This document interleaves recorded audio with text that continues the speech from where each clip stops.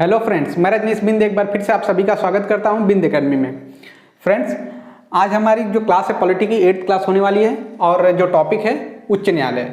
उच्च न्यायालय यानी कि हाई कोर्ट। ठीक है, तो हम आज हाई कोर्ट के बारे में पढ़ने वाले हैं। तो चलिए आज की क्लास शुरू करते हैं बिना किसी देरी के और देखते हैं उच्च न्यायालय के बारे में।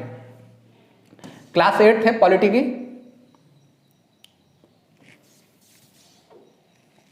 उच्च न्यायालय यानी कि हाई कोर्ट।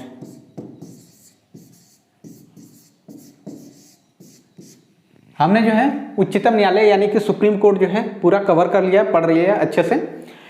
तो जो हमने पढ़ा था उच्चतम न्यायालय सुप्रीम कोर्ट, एकदम उसी की तरह इसका भी फंक्शन है हाई कोर्ट का भी। ठीक है, तो अगर आपने ये वीडियो देखी है उच्चतम न्यायालय की तो आपको बहुत ही जल्दी और आसानी से समझ में आ जाएगा कि उच्च न्यायालय के कौन कौन से कार्य हैं। ठीक है, एकदम सेम काम, जो काम है उच्चतम न्यायालय के और उच्च न्यायालय के दोनों सेम हैं। ठीक है, थोड़ा सा डिफरेंस है, लेकिन अगर देखा होगा आपने उच्चतम न्यायालय का वीडियो तो आपको तुरंत समझ में आ जाएगा। अगर नहीं देखा है तो आई बटन में उसका लिंक दे दूंगा या डिस्क्रिप्शन में दे दूंगा, वहां से जाके आप जरूर से देख लीजिएगा। ठीक है, तो चलिए आज का हम टॉपिक जो है हाई कोर्ट यानी कि उच्च न्यायालय, उसके बारे में देखते हैं। तो भारत में जो है उच्च न्यायालय का संस्था, उच्च न्यायालय का जो है संस्था, उसका सर्वप्रथम गठन यानी कि पहली बार, सबसे पहली बार कब उसका गठन किया गया था? 1862 में। ठीक है, 1862 में यह कब हुआ था? जब कोलकाता और मद्रास, कोलकाता, मुंबई और मद्रास जब उच्च न्यायालय की स्थापना हुई थी। ठीक है, 3 जगह हुई थी, कोलकाता, मद्रास और मुंबई। ठीक, ये ब्रिटिश एरा की बात है। उस टाइम सबसे पहली बार जो है 1862 में यानी कि 1862 में मुंबई, मद्रास और कोलकाता में सुप्रीम कोर्ट की हाई कोर्ट की जो है स्थापना हुई थी। ठीक है, यहाँ पे इसलिए हुई थी क्योंकि ये जो है मेट्रो सिटी हैं, ये समुद्र के किनारे रहते थे। समुद्र के किनारे की जगह है, जो समुद्र है वहाँ की एरिया है। कोलकाता भी समुद्र के पास है, मुंबई भी और मद्रास भी। ठीक है, तो जो ब्रिटिश रहते थे वो समुद्र के पास रहते थे। ये मेट्रो सिटी हैं। क्लियर, आगे बढ़ते हैं अपने दूसरे पॉइंट की तरफ। 1866 यानी कि 1866 में जो है एक चौथा हमारा हाई कोर्ट बनाया गया, यानी कि 4th जो है हाई कोर्ट स्थापना की गई। वो कौन था? वह था इलाहाबाद। ठीक है, इलाहाबाद यानी कि इलाहाबाद।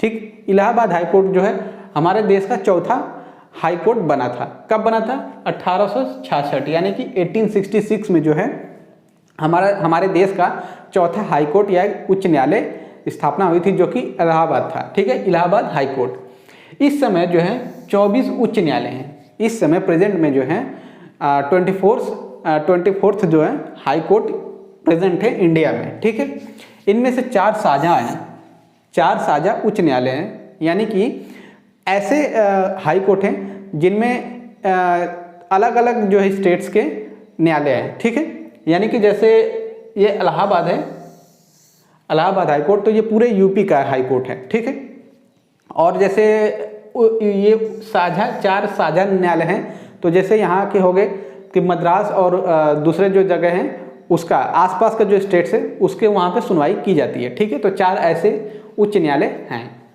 ठीक है, दिल्ली एक ऐसा संघ राज्य क्षेत्र है, यानी कि यूनियन टेरिटरी है, जिसका अपना उच्च न्यायालय है। यानी कि यूनियन टेरिटरी है, तो यूनियन टेरिटरी में सिर्फ दिल्ली ही एक ऐसा जो राज्य है जिसके पास अपना हाई कोर्ट है। ठीक है, और ये कब से चले आ रहा है? 1966 यानी कि 1966 से यह चले आ रहा है। आगे देखते हैं। संसद एक उच्च न्यायालय के न्यायाधीश क्षेत्र का विस्तार कर सकती है। संसद जो है, पार्लियामेंट जो है, एक हाई कोर्ट के न्याय क्षेत्र का विस्तार कर सकती है। न्याय क्षेत्र यानी कि वो चाहे तो एक ही हाई कोर्ट में जो है अलग अलग राज्यों के जो है सुनवाई कर सकती है। ठीक है, आगे देखते हैं। अथवा किसी संघ राज्य क्षेत्र को एक उच्च न्यायालय के न्यायिक क्षेत्र से बाहर कर सकती है। जैसे कि ये हमारा दिल्ली है, दिल्ली एक संघ राज्य है। ठीक है, इसका अपना हाई कोर्ट है, तो अगर चाहे तो इसको उससे बाहर कर सकती है। ठीक है, ये पार्लियामेंट के ऊपर, पार्लियामेंट के पास ये अधिकार है। समझ में आई बात? आगे देखते हैं।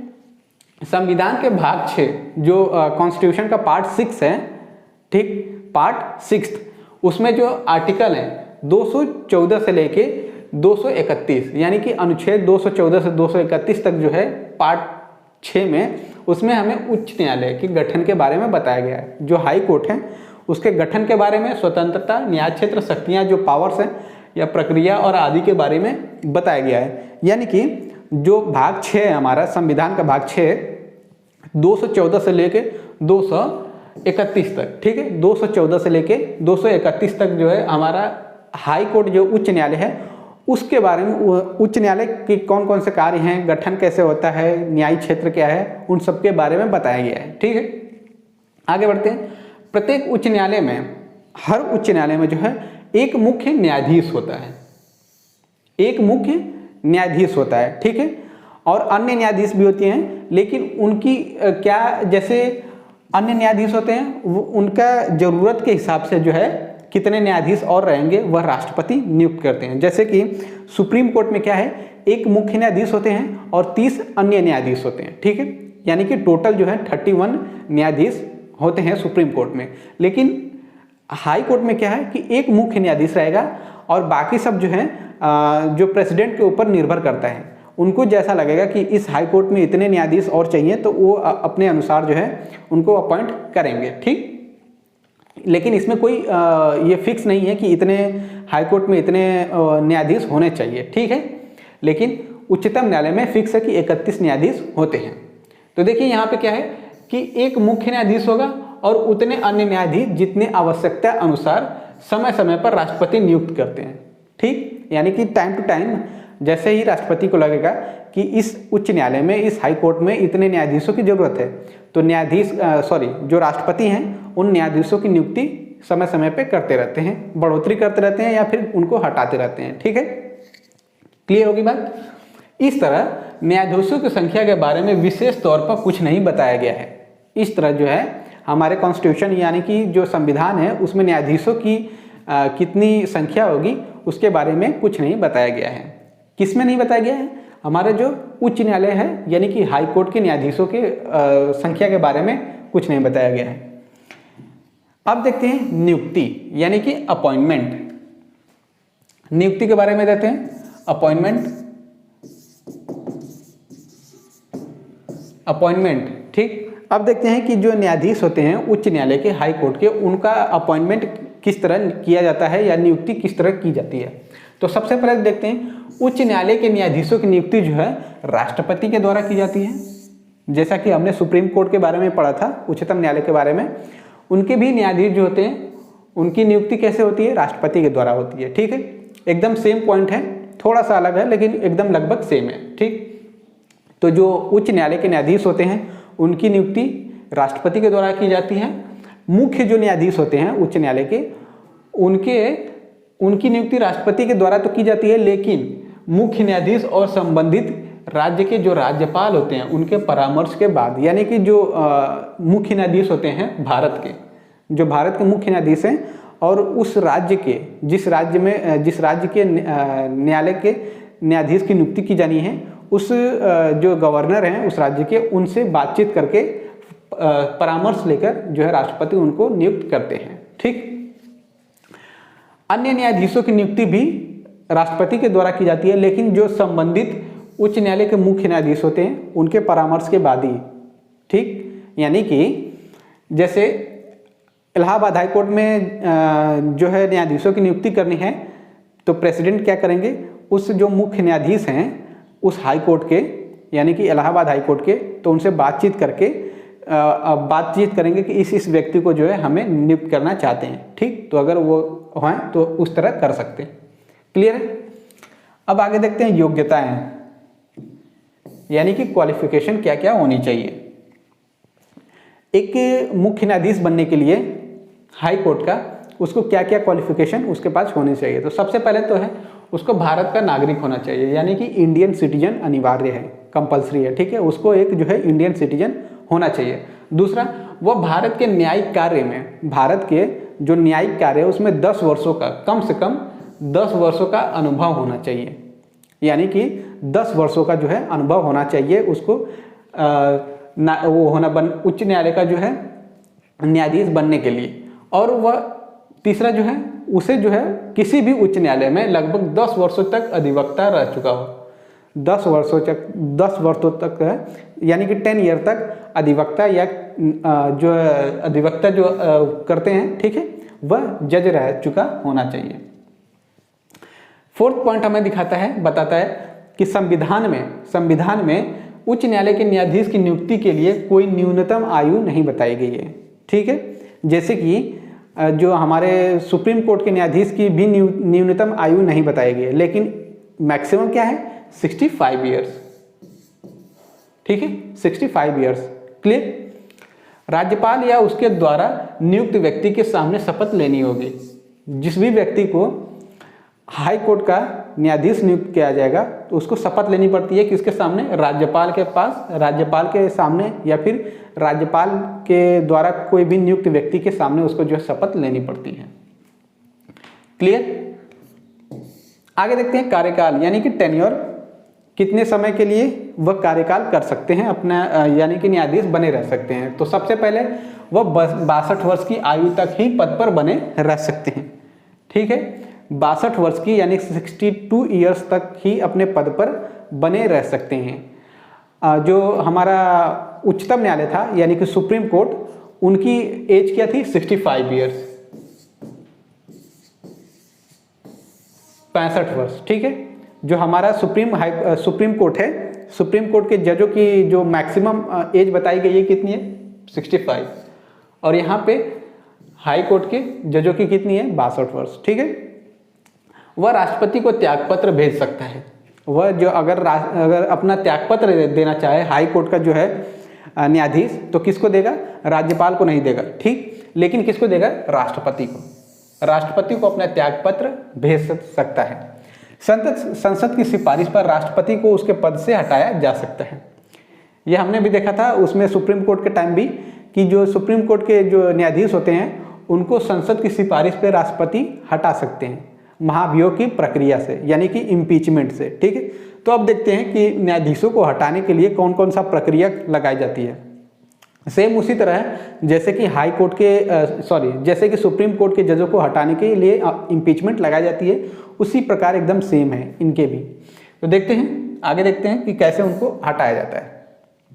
देखिए, न्यायाधीशों को हटाना, न्यायाधीश को कैसे हटाया जाता है। उच्च न्यायालय के न्यायाधीशों को राष्ट्रपति के आदेश से पद से हटाया जा सकता है, लेकिन कैसे, राष्ट्रपति न्यायाधीश को हटाने के आदेश संसद द्वारा उसी सत्र में पारित प्रस्ताव के आधार पर एक जारी कर सकते हैं, और प्रस्ताव को जो है विशेष बहुमत द्वारा पारित होना चाहिए, ठीक है। संसद के प्रत्येक सदन में समर्थन मिलना आवश्यक है, और हटाने के 2 आधार होने चाहिए। कौन कौन से, सिद्ध कदाचार और अक्षमता, सिद्ध कदाचार और अक्षमता, ठीक है। ये भी ये जो है आधार जो है, सिद्ध कदाचार और अक्षमता जो है, सुप्रीम कोर्ट के जो जज हैं उनके ऊपर भी लागू होता है। इस तरह उच्चतम न्यायालय के न्यायाधीश की तरह ही, देखिए यहाँ पे भी पॉइंट यही है, इस तरह उच्चतम यानी सुप्रीम कोर्ट के न्यायाधीशों की तरह ही महाभियोग की प्रक्रिया के द्वारा उच्च न्यायालय यानी कि हाई कोर्ट के न्यायाधीशों को भी उसी प्रक्रिया और आधार पर हटाया जा सकता है, ठीक है। तो अब देखते हैं कि महाभियोग की प्रक्रिया यानी कि इम्पीचमेंट की प्रक्रिया क्या क्या है, ठीक है, यानी इम्पीचमेंट का प्रोसेस क्या है। वैसे तो हमने देखा था, जो सुप्रीम कोर्ट पढ़ा था तो उसमें देखा था कि कैसे इम्पीचमेंट किसी भी जो जज हैं उनके ऊपर लगाया जाता है। तो देखते हैं कैसे होता है। 100 सदस्य, देखिए जो 100 मेंबर होते हैं वो लोकसभा से होना चाहिए, और 50 जो है राज्यसभा से, 50 जो है राज्यसभा से और 100 जो है लोकसभा से। यानी कि लोकसभा और राज्यसभा में दोनों सदनों में है विशेष बहुमत से संकल्प पारित करके उनको हटाया जा सकता है। तो 100 सदस्य होने चाहिए लोकसभा में, 50 होने चाहिए राज्यसभा में, और इनमें जो है उनके सभी के हस्ताक्षर यानी कि साइन होने चाहिए, साइन होना चाहिए। और साइन होने के बाद 100 सदस्य साइन करेंगे लोकसभा के और 50 राज्यसभा के, ठीक है। ये सब साइन करके लोकसभा वाले अपने अध्यक्ष के पास भेजेंगे और राज्यसभा वाले अपने सभापति के पास भेजेंगे, ठीक है। प्रस्ताव को अध्यक्ष और सभापति को सौंपना होगा। क्लियर। अध्यक्ष और सभापति इस प्रस्ताव को जो है स्वीकार कर सकते हैं या फिर अस्वीकार, यानी कि डिनाई भी कर सकते हैं या फिर एक्सेप्ट भी कर सकते हैं। अगर उनको लगता है तो अब उसको एक्सेप्ट कर सकते हैं या फिर डिनाई कर सकते हैं। ठीक, अगर उस प्रस्ताव को एक्सेप्ट कर लिया जाता है, लोकसभा और सभापति के द्वारा ले लिया जाता है, मान लिया जाता है, तो क्या होगा, अध्यक्ष और सभापति को आरोप की जांच के लिए एक 3 सदस्यीय समिति गठित करनी पड़ेगी। 3 सदस्यीय समिति जो है गठित करनी पड़ेगी और उनमें उस जो समिति में है कौन कौन से लोग रहेंगे। सबसे पहला जो उच्च न्यायालय यानी कि सुप्रीम कोर्ट के जो है मुख्य न्यायाधीश, सुप्रीम कोर्ट के मुख्य न्यायाधीश रहेंगे। अगर वह नहीं रहते हैं तो उनके अलावा जो है अन्य न्यायाधीश, सुप्रीम कोर्ट का कोई अन्य न्यायाधीश होगा। ठीक, दूसरा कौन रहेगा, किसी भी उच्च न्यायालय का एक मुख्य न्यायाधीश होगा। ठीक है, उच्च न्यायालय का न्यायाधीश होगा। और तीसरा क्या है, एक प्रख्यात न्यायवादी होना चाहिए जो कि प्रेसिडेंट के नज़र में हो। ठीक है, यानी कि एक प्रख्यात न्यायवादी। तो 3 लोग होंगे समिति में। कौन कौन होगा, पहला तो उच्चतम न्यायालय यानी सुप्रीम कोर्ट का मुख्य न्यायाधीश या फिर कोई भी न्यायाधीश जो सुप्रीम कोर्ट का न्यायाधीश हो। ठीक है, दूसरा कौन होगा, उच्च न्यायालय यानी कि हाई कोर्ट का न्यायाधीश, मुख्य न्यायाधीश। ठीक है, मुख्य न्यायाधीश। और एक तीसरा कौन होगा, एक प्रख्यात न्यायवादी। क्लियर, ये तीनों लोग क्या करेंगे, जो आरोप लगाए गए हैं जिस न्यायाधीश पे इम्पीचमेंट के द्वारा, उन आरोपी की ये जांच करेंगे। अगर इनको जांच में पाया जाता, ये जांच करते हैं और जांच के समय ये पाते हैं कि ये आरोप जो हैं सही हैं, तो उन आरोपों को सही पाने के बाद ये क्या करेंगे, ये समिति पाती है जब न्यायाधीश कदाचार और दोषी पाएगी तो उसको प्रस्ताव है उसको राष्ट्रपति के पास भेज देगी। ठीक है, सदन में, यानी कि सदन प्रस्ताव पर विचार करेगी और फिर राष्ट्रपति को भेजेगी। ठीक है, राष्ट्रपति के पास जाने के बाद वो प्रस्ताव राष्ट्रपति क्या करेंगे, उस जो न्यायाधीश होगा उसको पद से हटा सकते हैं। संसद के दोनों सदनों में जब समिति क्या करेगी, उसका आरोपों को जांच करेगी, उन आरोपों की। अगर समिति पाती है कि ये जो आरोप लगाए गए हैं न्यायाधीश पे ये सही हैं, तो फिर वो समिति क्या करेगी, संसद को वो सौंप देगी प्रस्ताव कि हाँ इनके ऊपर जो आरोप लगाए गए हैं वो एकदम सही है। तो संसद क्या करेगी, संसद जो है दोनों सदनों, जो लोकसभा और राज्यसभा हैं, दोनों सदनों से बहुमत, विशेष बहुमत, ठीक है, यानी कि पूर्ण बहुमत, विशेष बहुमत से प्रस्ताव पास करके इसके बाद है हटाने के लिए राष्ट्रपति को प्रस्ताव पास करके राष्ट्रपति के पास भेज देगी। और राष्ट्रपति क्या करेंगे, न्यायाधीश को हटाने के लिए राष्ट्रपति आदेश जो है पारित कर देंगे, यानी कि राष्ट्रपति एक आदेश दे देंगे कि इनको हटाया जा सकता है इनके पद से। ठीक है, तो बस दोस्तों आज की क्लास के लिए इतना ही। उम्मीद करता हूं कि जो उच्च न्यायालय है यानी कि हाई कोर्ट, उसके बारे में आपको अधिक जानकारी मिली होगी और अच्छे से समझ में आया होगा। तो अगर ये जो क्लास है आपको पसंद आई हो तो प्लीज़ इस वीडियो को लाइक करिए, शेयर करिए, और कोई भी डाउट हो, सुझाव हो तो प्लीज़ कमेंट करिए। और अगर चैनल पर नए हैं, चैनल से अभी तक नहीं जुड़े हैं, तो बिंद एकेडमी को अभी सब्सक्राइब करिए और अपना प्यार और सपोर्ट ऐसे ही देते रहिए। धन्यवाद।